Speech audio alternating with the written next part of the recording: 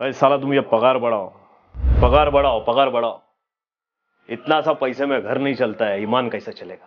हाय कर्म माझं येड लावलंय पार ह्या डायलॉगने सगळ्यांना. This brings me to the topic of success. कुठून सुरू करायचा आणि कुठं थांबवायचा मला नाही वाटत. आजता काय 4 बिलियन इयर्स आपल्या पृथ्वीचं वय आहे, कोणाला याचं उत्तर सापडलेलं आहे. Because a man is a ultimate byproduct of a grid.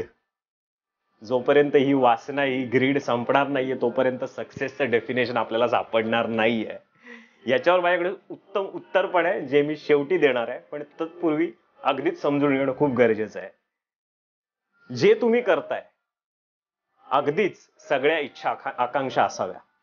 गाडी असावी, घोडा असावा, घर असावं, परिवार असावा, जे काही फुलफिल आहे सगळ्या गोष्टी असाव्या. पण त्या कर्ज काढून करण्यात किती मजा आहे, धावपळ करून करण्यात किती मजा आहे आणि आत्मसुखाने करण्यात किती मजा आहे. खूप वेगळे पैलू आहेत तिन्ही पण. ज्याचं कर्ज काढताय त्याच्यासाठीच सकाळी उठून पळायला जात आहे.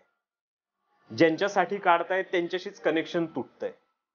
ज्यांना तुम्ही भेटणार आहात, ज्यांच्या बरोबर तुमचा संसार सगळा चालणार आहे, तेच मागे सुटतायत आणि तुम्ही पुढे जातायत आणि एकटे होताय. सक्सेस कुठे?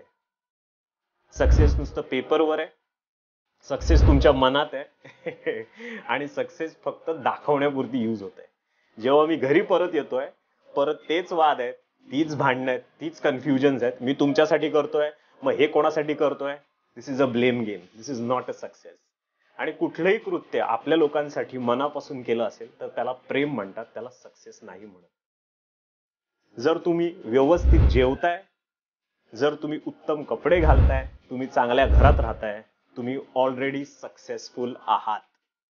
हे मान्य करा. जग तुम्हाला नवीन नवीन स्कीम्स देत राहणार आहेत, नवीन नवीन ऑफर्स देत राहणार आहेत, नवीन करन्सी छापत राहणार आहे आणि तुम्हाला उकसवत राहणार आहे. तर जेवढा आपला इगो सेटल होईल, जेवढा आपला ऍटिट्यूड सेटल होईल, जेवढं आपण करतोय तेवढं विश्वासाने प्रेमाने करू, तिकडे सक्सेस आहे आणि शुअर सक्सेस आहे. तिकडे सक्सेसची सुरुवात नाही होत, तेच सक्सेस आहे. विच ब्रिंग्स मी, ठेविले अनंते तैशेची राहावे आणि चित्ती असू द्यावे समाधान. तुकाराम महाराज की जय.